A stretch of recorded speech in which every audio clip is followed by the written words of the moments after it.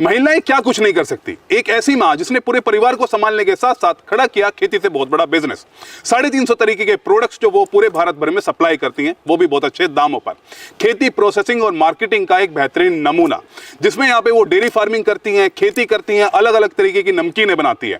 आखिर ऐसा क्या खास है इस बेहतरीन मॉडल में, चलिए जानते हैं अंकिता जी से। अंकिता जी, अपना एक छोटा सा परिचय दे दीजिए आप। मैं अंकिता कुमावत, अजमेर राजस्थान में बेस्ड हूँ। यहाँ पे मैंने अपना एक ऑर्गेनिक फार्म, डेयरी फार्म और एक प्रोसेसिंग यूनिट ओपन कर रखा है, जो मैं अपने फैमिली को भी मैनेज करती हूँ और साथ में अपने बिजनेस को भी मैनेज कर रही हूँ। और इसकी शुरुआत कब हुई थी? इसकी शुरुआत 2014 में हुई थी। जो मैंने अपना डेयरी फार्म के साथ शुरुआत करी थी। देसी गायों का डेयरी फार्म ओपन किया था और फिर एग्रीकल्चर और फिर धीरे धीरे प्रोसेसिंग यूनिट में आ गए हम लोग। और अगर हम तीनों की क्वांटिटी बात करें कि गायें आप पे कितनी है, खेती कितनी है और प्रोसेसिंग आप कितनी चीज़ों को कर रहे हैं? 51 हर्ड काउंट तो मेरे पास एनिमल्स हैं मेरे, गायें जो हैं। और मेरी जो एग्रीकल्चरल लैंड्स है वो अलग अलग एरिया में सिचुएटेड है। जैसे मेरा इंसेस्ट्रल लैंड जो है वो 56 बीघा वो है। फिर नसीराबाद में मेरा 15 बीघा 14 बीघा एक है। और उसके अलावा स्मॉल मार्जिनल फार्मर्स के साथ हम लोग और एसोसिएटेड हैं, तो ऑल टुगेदर ऐसे हम लोग काम करते हैं। प्रोसेसिंग यूनिट जो मेरी अजमेर में है वो 50 गज के प्लॉट में हम लोगों ने एक अपना प्लांट सेटअप कर रखा है, वेयर हाउस सेटअप कर रखा है, जहाँ से हम 300+ प्रोडक्ट सप्लाई करते हैं। तो चलिए एक बार आपका पूरे प्रोडक्ट्स और सारी चीज़ें देख लेते हैं एक बार। जी।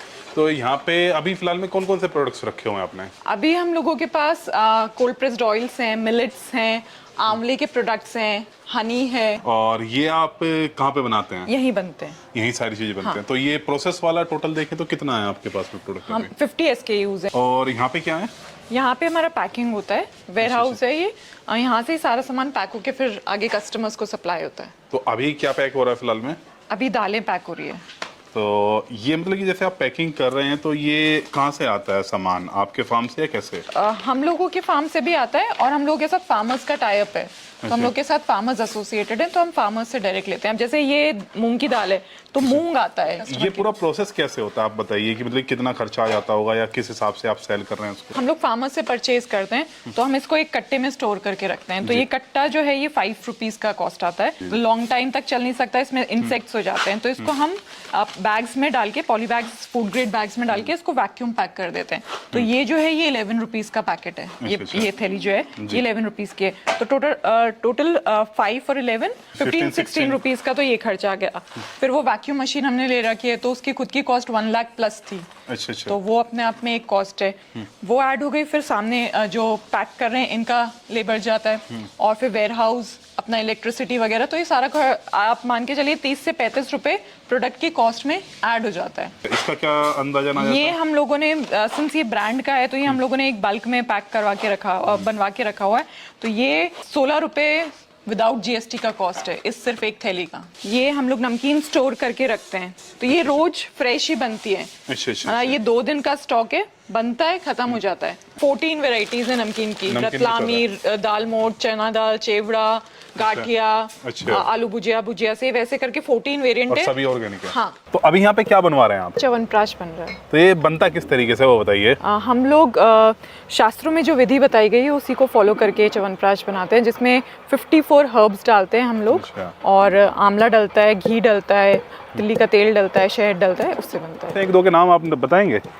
जैसे ये गिलोय है, पीपली है, जटामासी है, सफेद चंदन है, नाग केसर है। तो ये सारी हर्ब्स हैं। ओवरव्यू बताएंगे कि बनने का प्रोसेस किस तरीके से होता है यहाँ पे? ये जितनी भी हर्ब्स हैं ये हम लोग गर्म पानी हो रहा है यहाँ पे चूल्हे पे। इस गर्म पानी में इन हर्ब्स को डालेंगे। फिर जो आंवले हमारे जो धुल रहे हैं इनको हम एक सूती कपड़े में बांध के धुल के और इसके अंदर डाल देते हैं। ये आंवले जड़ी बूटियों के साथ उबलते हैं काफी देर तक। कितने घंटे तक होता रहेगा? ये पूरा प्रोसेस 5 से 6 घंटे का है। और इस च्यवनप्राश की जैसे हमें नॉर्मली मिलता है जो मार्केट में, और इसमें अंतर क्या है? हम लोग बिल्कुल शास्त्रों में जो विधि दी गई है उसको फॉलो कर रहे हैं। जितनी जड़ी बूटियां बताई गई हैं मैक्सिमम जड़ी बूटियां इसके अंदर डाल रहे हैं। यहाँ पे नमकीन बन रही है, गाठिया एक तरीके की नमकीन होती है जो बच्चे भी खा सकते हैं और एजेड लोग भी खा सकते हैं। मतलब कि बहुत सॉफ्ट होता है। सॉफ्ट है जी। और मिर्च भी कम होती होगी। हाँ। तो ये बनती किस तरीके से और क्या क्या इंग्रेडिएंट है इसके अंदर वो बताइए। इसमें बेसन है, जैविक, सेंधा नमक डलता है, अजवाइन डलती है और हींग डलती है थोड़ी सी।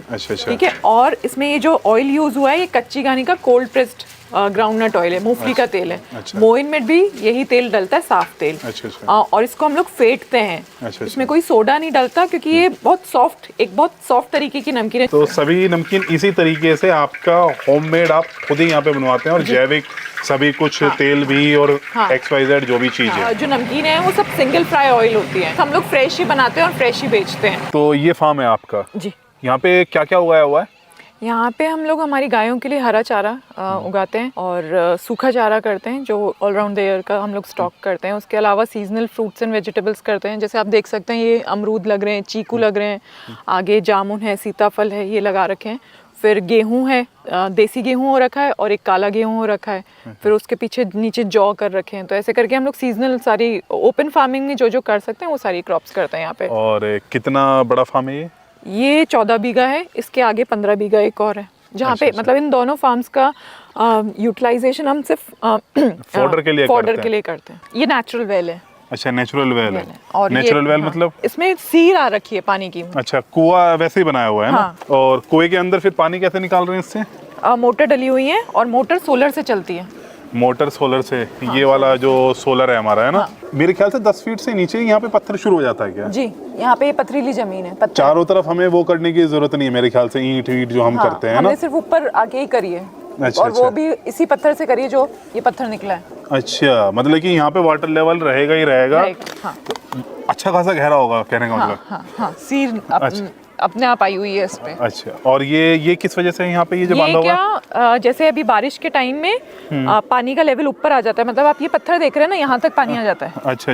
ये ऊपर वाला जो है जी। तो हमें मशीन को ऊपर खींचना पड़ता है। अच्छा। और जब गर्मियाँ होती है, जब पानी का लेवल डाउन हो तो जाता है मतलब कि मोटर आप ऊपर नीचे अपनी मर्जी से कर देते हैं कि वाटर लेवल ऊपर है या नीचे, कैसे करना है? ये हमारी पैकिंग में जितनी भी बॉटल्स काम में आती हैं, जैसे ऑयल फिलिंग के लिए, शहद के लिए, गुलकंद के लिए, घी के लिए, आंवले के प्रोडक्ट्स के लिए, तो ये सारी बॉटल्स पैक करके रखी हुई है। ये हमारी वैक्यूम पैक मशीन। अच्छा, जो आप बता रहे थे 1 से 1.5 लाख रुपए के बीच में आई थी। अगर आपने प्रोसेस फूड रखना है या कुछ भी ऐसे कुछ भी प्रोसेस नहीं वैसे भी रखना है तो वैक्यूम बहुत ज्यादा जरूरी है रखने के लिए। आप ये बिल्कुल ऑर्गेनिक के केस में बहुत ज्यादा जरूरी है क्योंकि ऑर्गेनिक में हम लोग कोई केमिकल का इस्तेमाल नहीं करते। दालों पे कोई केमिकल की कोटिंग नहीं है कि वो गोलियां रख दी उसके अंदर में कि हाँ चलो ठीक है भाई अब कीड़े मर जाएंगे। आपने इसे वैसे सिक्योर करना है बिना केमिकल लगाए हुए। इसलिए तो हम इसको वैक्यूम का मतलब ये होता है कि ऑक्सीजन की सप्लाई कट गई। अच्छा। तो ऑक्सीजन की सप्लाई कट गई तो कोई इंसेक्ट उसके अंदर आएगा नहीं। ये बैंड सीलर है। अच्छा। इसे पैकेट्स को हम लोग पैक करते हैं, सील कर देते हैं। तो बोतल पे क्या कॉस्टिंग आ जाती होगी अंदाजन आपके हिसाब से? वेरी करता है 25 रुपीज से 11-12 रुपीज तक। अच्छा। लोएस्ट है 11-12 और हाईएस्ट है अभी तक 25। मतलब कि ये 11-12 की होगी। ये जो छोटे गत्ते हैं और बड़े गत्ते भी आपने रखे हुए हैं और ये भी इनका किस हिसाब से पड़ जाता है?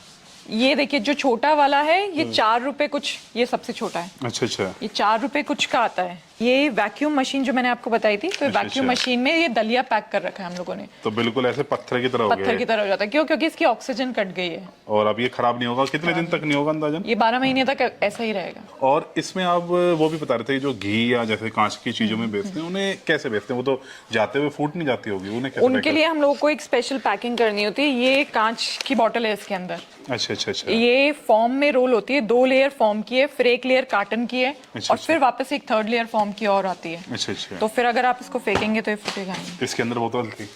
ये बोतल है इसके अंदर। अच्छा मुझे लगा कि आप ऐसे नहीं इसके अंदर बोतल नहीं फूटेगा ना? नहीं फूटेगा। 25 रुपये ये फोम है ऊपर जो लगाई हुई है आपने। एक बोतल को पैक करने के लिए? एक बोतल को पैक करने के लिए, फिर इसके अंदर कार्टन भी लगता है रोल करने के लिए। अच्छा। तो उसका भी कॉस्ट आता है। उसका कितना? 4 से 5 रुपए उस कार्टन का। और फिर बोतल आ गई 25 से 30 रुपए। 4 से 5 रुपए का आपका वो आ गया, ढक्कन आ गया। मतलब कि अच्छा खासा जब आप डिलीवर करते हैं चीजों को तो उस पे अच्छा खासा कॉस्टिंग आ जाती है। फिर ये इसमें ही नहीं रहता, ये एक बड़े कार्टन में और जाता है। अच्छा, उसकी भी कॉस्टिंग जो आप बता रहे थे 4.5 रुपए छोटे वाले का है, तो मेरे ख्याल से 6 से 7 रुपए का 16-18 रुपए तक जाता है क्योंकि उसमें जो लेयर्स होती हैं, कार्टन की जो लेयर होती है वो भी डिपेंड करती है कि कितने लेयर का आपको कार्टन चाहिए ताकि उसके अकॉर्डिंग प्रोडक्ट की प्रोटेक्शन हो जाए। अब इसमें डिलीवरी का आपको बताइए हमें। तो अजमेर में हम जो सप्लाई कराते हैं तो वो लोकल कस्टमर्स को यहाँ पे सप्लाई करते हैं। तो हमने डिलीवरी बॉय रख रखा है, उसके लिए एक असाइन व्हीकल रख रखा है, 2 व्हीलर्स ले रखे हैं हम लोगों ने, तो उसके थ्रू हम लोग सप्लाई कर देते हैं। और जो कस्टमर्स आउट ऑफ अजमेर हैं तो उनको कोरियर के थ्रू हम लोग सप्लाई करते हैं। तो हमने काफ़ी कोरियर एजेंसी से टाई अप कर रखा है। उसके बाद नेशनल इंटरनेशनल भी है, तो उनको भी हम डायरेक्ट अपनी वेबसाइट के थ्रू कस्टमर्स से ऑर्डर लेते हैं और फिर इंटरनेशनल कोरियर सर्विसेज से उनको सर्विस प्रोवाइड कराते हैं। फॉर एग्जाम्पल मेरी वेबसाइट पे नमकीन लिस्टेड है 1 किलो 799 रुपए का। वही प्रोडक्ट सेम प्रोडक्ट अमेजोन पे लिस्टेड है 999 रुपए का। अच्छा, रीजन क्या है और अमेजोन कितना चार्जेस ले रहा है? रीजन ये है कि अमेजोन 38 to 40% अपने चार्जेस लेता है। अच्छा। उसमें इजी शिप यानी वो जो शिपमेंट जाती है उनका चार्ज होता है, वहां से अगर कुछ रिटर्न आ रहा है उसका चार्जेस होता है, लिस्टिंग के चार्जेस होते हैं, ऐसे करके उनके बहुत सारे चार्जेस हैं उनकी पॉलिसी के अकॉर्डिंग। तो वो सारे चार्जेस हमें उनको पे ऑफ करने पड़ते हैं। प्रॉफिट शायद आप जनरेट कर पा रहे हैं फिर अमेजोन से या नहीं? नहीं, अमेजोन से हम लोग कोई प्रॉफिट जनरेट नहीं, ऑथेंटिसिटी के लिए कि हाँ। हम सिर्फ कॉस्ट टू कॉस्ट पे अमेजोन तक सप्लाई कस्टमर्स को सप्लाई कर पाते हैं अमेजोन के थ्रू या फिर किसी भी ई कॉमर्स पोर्टल के थ्रू, क्योंकि उनके चार्जेस बहुत हाई होते हैं। ये कस्टमर ने ऑर्डर प्लेस कर रखा है रतलामी से, ये कॉम्बो का ऑर्डर प्लेस किया हुआ है कस्टमर ने। तो हम इसको बुक करते हैं, स्केड्यूल पिकअप करते हैं। अच्छा, अब आप देखिए ये 200 ग्राम ईच आ रहा है, इसमें 5 प्रोडक्ट्स हैं, तो 1 किलो तो ये हो गया और 150 ग्राम का ये एक प्रोडक्ट, तो 1150 ग्राम तो सिर्फ प्रोडक्ट है। फिर ये पैक होगा तो प्रोडक्ट का पैक जाएगा यहाँ पे डायमेंशंस के अकॉर्डिंग। अगर जो अभी डायमेंशन आ रहा है, अगर मैं इसी के अकॉर्डिंग इसको शेड्यूल करती हूँ जी, तो आप देखिए 193 रुपीज तो सिर्फ हमारे को इसका शिपिंग कॉस्ट देना पड़ रहा है इस प्रोडक्ट का। और मुझे कस्टमर से क्या मिल रहा है, इसकी प्राइस जो है वो 829 है जी। तो 200 रुपीज तो वहीं चले गए जी। फिर अमेजोन का कमीशन चला जाएगा जी। तो हमारे को आएगा क्या, तो 100-150-200 रुपए आते हैं। तो आप इसी तरीके से मतलब कि जैसे अमेजोन का आपने बताया, तो ये आपने आया, फिर आप इसके बाद ऑर्डर आने के बाद में यहाँ से भेज देंगे कि आप पिकअप कर सकते हैं। हाँ। फिर आप कराएंगे पैक उसको जी, जैसे सारी चीजें जो भी होता है, और फिर अमेजोन का बंदा आएगा यहाँ से और वो सारे प्रोडक्ट अपने लेके जाएगा। सबसे पहले तो रजिस्ट्रेशन का बताइए कि रजिस्ट्रेशन कैसे होता है? देखिए, अगर आप फूड का काम कर रहे हैं तो फूड का काम स्टार्ट करने के लिए आपको सबसे पहले FSSAI का लाइसेंस लेना होता है। तो वो आप नेशनल लेवल का लीजिए या स्टेट लेवल का, तो FSSAI लाइसेंस आपको बहुत जरूरी है। उसके बाद अगर आप जैविक में काम कर रहे हैं तो ऑर्गेनिक सर्टिफिकेशन लेना है। अगर आपके पास आप फार्मर हैं तो आपको आपकी फील्ड्स, आपकी डेयरी सब ऑर्गेनिक सर्टिफाई करानी पड़ेगी। और अगर आप ट्रेडिंग कर रहे हैं तो ट्रेडिंग का आपको सर्टिफिकेशन लेना पड़ेगा। ये हो जाएगा। फिर उसके बाद आपका फूड ग्रेड्स जो भी लाइसेंसेस होते हैं, वो हलाल का लाइसेंस, तो ये सारे लाइसेंस। हलाल का तो शायद अभी बंद कर दिया है, यूपी गवर्नमेंट ने किया है कुछ, मेरे ख्याल से हुआ है ऐसा। चलिए बताइए आप पूरा। तो ये और लाइसेंसेस हैं, ये सब लेने पड़ते हैं। फिर इनके जो लेबल डिजाइन होते हैं उनका एक अलग से FSSAI के नॉर्म्स हैं, वो फॉलो करके आपको लेबल्स डिजाइन कर, एग मार्क का आना चाहिए, कौन सी इन्फॉर्मेशन आना चाहिए, नेट वेट, मतलब सारी चीजें होती है। तो ये सारी चीजें हैं जो आपको फूड ग्रेड। फिर आपने कंपनी रजिस्टर करानी है। कंपनी रजिस्टर करानी है। अगर आप प्राइवेट लिमिटेड या ऐसा कुछ पार्टनरशिप जो भी करते हैं तो वो एक रजिस्ट्रेशन तो हो गई, उसके बेसिस पे आपको GST लाइसेंस आएगा, तो बैंक अकाउंट ओपन होगा, तो वो सारी चीजें हैं। तो अंकिता जी, अभी अगर बात करें तो कितना आप सेल कर पा रहे हैं एक साल के अंदर में? अभी हम लोगों का 1.5 CR है। 1.5 CR है। और किस तरीके से आप इसे आगे बढ़ाने की सोच रहे हैं, और अभी क्या दिक्कतें आ रही हैं, किस पॉइंट पे आपको प्रॉब्लम आ रही है बढ़ाने के लिए? देखिए, हम लोग अभी नेशनल कस्टमर्स, मतलब मेजरली नेशनल कस्टमर्स को केटर कर रहे हैं, और इंटरनेशनल कस्टमर्स जो भी हम लोग के फ्रेंड्स एंड फैमिली नोन है या वेबसाइट के थ्रू आ रहे हैं वो लोग हैं। तो हमारा भी मेन फोकस ये है कि ग्लोबल कस्टमर्स को केटर करना। वो ग्लोबल को कैसे करेंगे हम लोग, कि हम ऑफ कोर्स अपनी वेबसाइट के थ्रू तो करेंगे, हम अमेजोन ग्लोबल पे जाएंगे। अच्छा। ताकि ग्लोबल कस्टमर्स तक पहुंच सके, क्योंकि अब क्या है, इंडिया में अगर आप वैसे देखें तो बहुत सारे फेमिलियर ब्रांड्स आ गए हैं। और अगर आपका टोटल हम सेल बात करें तो अमेजोन कितने % कंट्रीब्यूट करता है? अभी मेजर कंट्रीब्यूट करता है। अच्छा, मेजर कंट्रीब्यूट करता है अभी। उसके अलावा वेबसाइट है या फिर हमारे डायरेक्ट ऑर्डर्स हैं, B2B हैं, तो पर आप कह सकते हैं 40% अमेजोन कंट्रीब्यूट कर रहा है, और 60% जो बचा हुआ बिजनेस है वो सब मिला के, वो B2B है, रिटेलर्स है, वेबसाइट है, एग्जीबिशंस जो हम लोग करते हैं, ऑर्गेनिक एक्सपोज करते हैं, तो वो सब कुछ है। तो जब 2014 में अंकिता जी आपने शुरुआत की थी इसकी, तो मुश्किलें क्या क्या आई थी? देखिए, मैंने जो शुरुआत करी थी वो मैंने डेयरी से शुरुआत करी थी। तो दूध एक ऐसा प्रोडक्ट है जो एक्चुअली लोगों को लगता है कि बहुत ही कॉमन सा प्रोडक्ट है, पर उसके लिए सामने वाले को टेस्ट कराना, उसमें अंतर बताना कि आप जो इतने सालों से कंज्यूम करते हुए आ रहे हैं और अब देसी गायों का दूध आपको क्यों पीना चाहिए, तो वो एक चैलेंज ही था मेरे लिए कि अपना फर्स्ट प्रोडक्ट सामने वाले कस्टमर तक पहुंचाना, वो एक चैलेंज था। फिर धीरे धीरे जब कस्टमर्स का विश्वास बना, प्रोडक्ट अच्छा लगा, तो उनकी अपने आप से डिमांड आने लगी कि आप दूध दे रहे हैं तो अब हमें घी भी सप्लाई कीजिए, इसका पनीर भी दीजिए, कुछ और प्रोडक्ट भी दीजिए, आप एग्रीकल्चर करते हैं तो हमें गेहूँ दीजिए। तो इस तरीके से मेरी शुरुआत हुई। तो चैलेंज यही था कि फर्स्ट प्रोडक्ट आप मार्केट कैसे करेंगे कस्टमर्स तो मतलब कि सबसे पहला प्रोडक्ट जो दूध था मेन, उसमें सबसे बड़ी दिक्कत आई। हाँ। फिर चीजें राह अपने आप बनती अपने चली आप गई बनती और गई। आप आगे बढ़ते चले गए। जी जी। और इसमें जैसे आप फीमेल हैं तो घर परिवार का कैसे सपोर्ट रहा, क्या रहा? देखिए, मैंने अपना कॉर्पोरेट जॉब छोड़ के ये स्टैंड लिया था कि मेरे को अपना कुछ एजुकेशन क्या थी और कौन से कंपनी में काम कर रहे थे आप? मैंने अब्रॉड यूएस और जर्मनी में काम किया हुआ, इंडिया आके भी काम किया था। मेरी क्वालिफिकेशन में IIMS कैलकाटा से पास्ड आउट हूँ, ग्रेजुएट हूँ वहाँ से। तो मेरे को कॉर्पोरेट्स में काफ़ी अच्छा एक्सपीरियंस है, अप्रॉक्सीमेटली 11 इयर्स का एक्सपीरियंस था। वो छोड़ के फिर मैंने एक ऐसी फील्ड चूज़ करी जिसकी ना मेरे पास क्वालिफिकेशन है, ना कोई प्रायर एक्सपीरियंस था। तो उस टाइम मतलब ये था कि हाँ मैं कैसे कर पाऊँगी। विश्वास तो था उनको, पर फिर भी थोड़ा ये था कि मेरे पास कोई एक्सपीरियंस नहीं है, तो वो था। पर अब ये है कि अब मेरी पूरी फैमिली मेरे को पूरा अच्छे से सपोर्ट करते हैं। एंड मेरे काम के साथ अब वो, सिंस मैं एक मदर भी हूँ तो अपने बच्चे को भी मैनेज कर रही हूँ, अपनी फैमिली को भी मैनेज कर रही हूँ, तो और काम को भी मैनेज कर रही हूँ, तो अब सब लोग मेरे साथ मेरा काम भी मैनेज फुल सपोर्ट में, मतलब कि अपने आप ही आ गए परिवार की, चलो आप सपोर्ट में करते हैं जी। कि चीजें आगे बढ़ रही हैं। जी। और फीमेल्स और महिलाओं को क्या कहना चाहेंगे, क्योंकि वो खेती में तो बड़ा मतलब कि मुश्किल है, किसानों के लिए भी, आदमियों के लिए भी।